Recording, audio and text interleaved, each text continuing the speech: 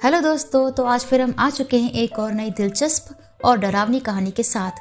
तो चलिए बढ़ते हैं अपनी कहानी की ओर।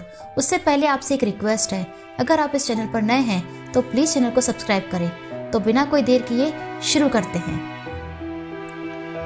ये कहानी सिया, आर्यन और करण की है।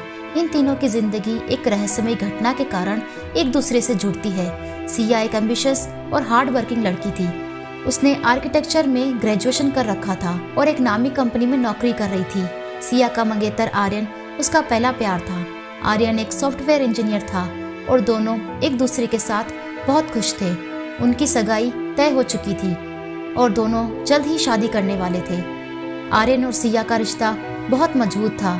दोनों एक दूसरे से हर छोटी बड़ी बात शेयर करते थे। सिया के पेरेंट्स भी इस रिश्ते से बहुत खुश थे। दोनों को एक दूसरे के साथ बहुत अच्छा लगता था। वो साथ में घूमते, शॉपिंग पर जाते। फिर कुछ दिनों बाद उन्होंने सोचा कि अब हमें शादी कर लेनी चाहिए। सिया अपने पेरेंट्स से बात करती है और वो लोग पंडित जी को बुलाकर मुहूर्त निकलवाते हैं।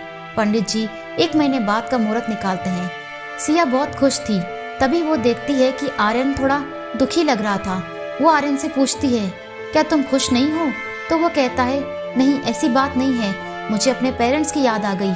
आज वो होते तो तुम्हें देखकर वो कितना खुश होते, हमारी शादी की तैयारियां करते। तभी सिया कहती है कि तुम दुखी मत हो, मेरे पेरेंट्स भी तो तुम्हारे ही हैं।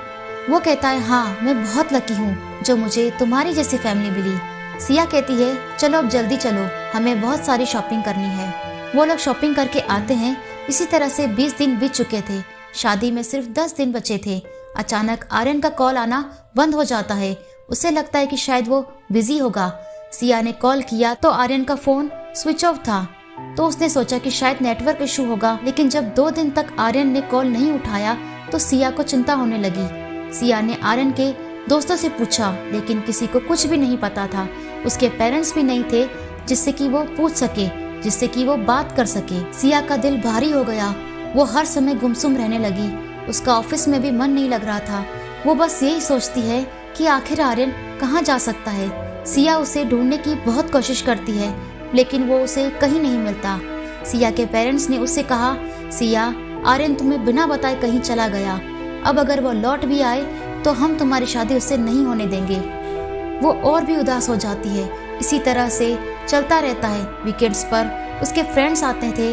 वो उनसे बात करती थी तो वो थोड़ा खुश होती थी, लेकिन दोबारा से फिर से वही वापस उसी तरह से वो उदास हो जाती। वो अपने पेरेंट्स से भी ज्यादा बात नहीं करती थी। फिर उसके फ्रेंड्स ने उसे समझाने की कोशिश की। सिया की बचपन की दोस्त रीना ने एक दिन उससे कहा, सिया तुम ऐसे नहीं जी सकती, मैं तुम्हें एक ऐप के बारे में बताती हूँ, वहाँ जाकर नए लोगों से बात करो, हो सकता है तुम्हें अच्छा महसूस हो। सिया ने झिझकते हुए ऐप डाउनलोड किया और एक प्रोफाइल बनाई। स्टार्टिंग में उसे थोड़ा हेजिटेशन हुआ, लेकिन फिर वहाँ पर सिया की मुलाकात करण से हुई। करण एक साइकियाट्रिस्ट था, लेकिन उसने सिया को शुरुआत में अपनी पहचान नहीं बताई। करण और सिया के बीच बातचीत शुरू हुई। करण का स्वभाव बहुत शांत और समझदार था। वो सिया को धीरे धीरे कंफर्टेबल महसूस कराने लगा। दोनों की बातचीत रोज होने लगी। सिया को भी करण का नेचर काफी अच्छा लगा। वो अब खुश रहने लगी, सबसे बातें करने लगी और धीरे धीरे अपने पास्ट को भूलने लगी थी। कुछ टाइम बाद करण और सिया ने मिलने का फैसला किया। दोनों ने डिसाइड किया कि वे ट्रेन में मिलेंगे, क्योंकि सिया का सफर ट्रेन से होता था। सिया और करण पहली बार ट्रेन में मिलने वाले थे। सिया थोड़ी नर्वस थी, क्योंकि ये पहली बार था जब वो राहुल से मिलने जा रही थी। ट्रेन के डिब्बे में हलचल भरा माहौल था। लोग अपने अपने काम में व्यस्त थे। जब ट्रेन आई तो सिया ने करण को प्लेटफॉर्म पर खड़ा देखा। उसकी मुस्कान बहुत सुकून देने वाली थी। करण ने मुस्कुराते हुए कहा, क्या मैं सिया से बात कर रहा हूँ? सिया हल्की मुस्कान के साथ बोली, हाँ, और तुम करण हो ना? दोनों ने ट्रेन में एक खिड़की वाली सीट चुनी और साथ में बैठ गए। करण ने सिया को सहज महसूस कराने के लिए बातचीत शुरू की, तो ये पहली बार है जब तुम किसी से ऐप पर मिल रही हो? सिया थोड़ा हिचकिचाते हुए, हाँ, सच कहूँ तो मैंने कभी नहीं सोचा था कि मैं ऐसा कुछ करूँगी, पर तुमसे बातें करके मुझे लगा कि तुम भरोसेमंद हो। करण मुस्कुराते हुए, ये जानकर अच्छा लगा। वैसे मैंने भी पहली बार ऐसा किया है। मुझे तुमसे बात करना हमेशा अच्छा लगता है। सिया ने धीरे धीरे करण को अपनी जिंदगी के बारे में बताया। उसने आर्यन के बारे में भी बात की। मैंने किसी को बहुत प्यार किया था, लेकिन वो अब मेरी जिंदगी में नहीं है, शायद मैं इसे पीछे छोड़ने की कोशिश कर रही हूँ। करण ने संवेदनशीलता से कहा, सिया ये ठीक है, हम सबकी जिंदगी में कुछ ऐसे पल होते हैं जिन्हें भूलना मुश्किल होता है, पर जिंदगी हमें आगे बढ़ने का मौका देती है। करण ने भी अपने बारे में बताया, मैं एक साइकियाट्रिस्ट हूँ और मैंने कई लोगों को उनकी जिंदगी में मुश्किल दौर से गुजरते हुए देखा है, पर मैं मानता हूँ कि खुद को समय देना सबसे जरूरी है। सिया कहती है, तुम साइकियाट्रिस्ट हो तो तुम मेरी परेशानी को समझते होंगे। करण हंसता है और कहता है, शायद, पर यहाँ मैं तुम्हारा दोस्त हूँ, डॉक्टर नहीं। जब वे बात कर रहे थे तभी ट्रेन की लाइट्स थोड़ी देर के लिए झपकी। सिया थोड़ा असहज हो गई। उसने खिड़की से बाहर झांका और उसे लगा कि उसने किसी को देखा। सिया, तुमने देखा? वो कौन था? करण, कौन? मुझे तो कुछ नहीं दिखा, शायद तुम्हें कोई भ्रम हुआ होगा। सिया ने इसे अनदेखा करने की कोशिश की, लेकिन उसे लग रहा था कि कुछ तो अजीब है। बातचीत के दौरान करण ने सिया से गहरे सवाल पूछे। करण, तुम्हारे जीवन का सबसे बड़ा सपना क्या है? सिया ने कहा, मैं बस एक साधारण जिंदगी जीना चाहती हूँ जहाँ मेरे पास प्यार और सुकून हो। करण ने उसे आश्वासन दिया, तुम्हारे जैसे लोग हमेशा अपने सपनों को जीते हैं और तुम्हारे जैसा साथी किसी के लिए एक वरदान होगा। बातचीत के दौरान सिया की नजर अचानक एक व्यक्ति पर पड़ी। वो शॉक्ड होकर खड़ी हो गई और चिल्लाई, आर्यन! करण चौंक गया। सिया, तुम ठीक हो? यहाँ कोई नहीं है। सिया घबराते हुए, नहीं, मैं जानती हूँ कि मैंने उसे देखा, वो वही था। करण ने उसे शांत किया और कहा, शायद ये तुम्हारे दिमाग का वहम है, चलो बैठते हैं और आराम से बात करते हैं। सिया धीरे धीरे शांत हुई, लेकिन उसके चेहरे पर डर साफ दिख रहा था। करण ने महसूस किया कि सिया की हालत पहले से ज्यादा गंभीर हो सकती है। उसने कहा, सिया, मैं तुम्हारे साथ हूँ, तुम अकेली नहीं हो। उसने सिया को शांत करने की कोशिश की और उसने कहा कि मैं तुम्हें घर छोड़ देता हूँ। जब ट्रेन प्लेटफॉर्म पर रुकी तो सिया उतरी। उतरते ही उसने फिर से आर्यन की लाश देखी। वो खून से लथपथ प्लेटफॉर्म पर पड़ी थी। ये देखकर सिया बेहोश हो गई।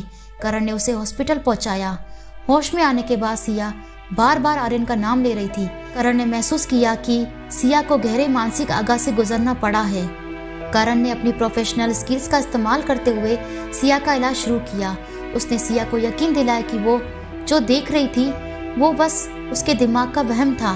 धीरे धीरे सिया बेहतर महसूस करने लगी। सिया और करण के बीच इमोशनल कनेक्शन बढ़ गया। करण ने सिया को उसकी पुरानी यादों से बाहर निकाला। कुछ महीनों बाद करण ने सिया को शादी के लिए प्रपोज किया। सिया ने हाँ कर दी। दोनों ने तय किया कि वो बैंकॉक में शादी करेंगे। उनकी रात की फ्लाइट थी। करण ट्रेन में बैठता है और सिया के पास जा रहा होता है। वो शांति से बैठा होता है। तभी पास ही में कॉलेज का एक ग्रुप था जो बातें कर रहा था कि ट्रेन में एक स्पेसिफिक डब्बा है जिसमें रात के समय नहीं जाना चाहिए, वहाँ पर किसी की आत्मा भटकती है। ये सुनकर राहुल को क्यूरियोसिटी होती है और वो उनके पास जाकर खड़ा हो जाता है और एक्साइटेड होकर पूछता है कि तुम किसकी बात कर रहे हो। तभी वो लोग बताते हैं कि कुछ महीने पहले की बात है। एक लड़का रोज इसी ट्रेन से आता जाता था और अपनी मंगेतर से फोन पर बात करता था। एक दिन वो ट्रेन के दरवाजे पर खड़े होकर बात कर रहा था कि ट्रेन अभी पूरी तरह से रुकी भी नहीं थी और वो उतरने लगा। तभी उसका पैर फिसला और वो ट्रेन के बीच में आकर कट गया। तभी से उसकी आत्मा यहाँ भटक रही है। कहते हैं कि जो रात की लास्ट ट्रेन होती है उसके डब्बे में वो दिखाई देता है। ये सुनकर वो चौंक जाता है। वो पूछता है, उस लड़के का नाम क्या था? वो कहते हैं कि हमें कुछ ठीक से याद तो नहीं, लेकिन शायद उसका नाम आर्यन था। ये सुनकर वो चौंक गया। उसे समझ आ गया कि जो सिया देख रही थी वो कोई भ्रम नहीं था। करण ने सोचा, अगर सिया को सच पता चला तो वो फिर से उसी मानसिक स्थिति में लौट जाएगी। मैं ये सच उसे कभी नहीं बताऊंगा। करण और सिया ने बैंकॉक में शादी कर ली। दोनों एक खुशहाल जीवन जीने लगे। करण ने ये राज हमेशा के लिए अपने दिल में दबा लिया। करण ने सिया को सच्चाई नहीं बताई। क्या उसने सही किया या सिया को ये जानने का हक था? आपकी क्या राय है? तो फ्रेंड्स, ये थी आज की स्टोरी। अगर आपको आज की वीडियो अच्छी लगी हो तो प्लीज वीडियो को लाइक करें, कमेंट करें और शेयर करें। और हाँ, सब्सक्राइब करना ना भूलें। ऐसी और इंटरेस्टिंग वीडियो देखने के लिए हमारे चैनल से जुड़े रहें। Thanks for watching.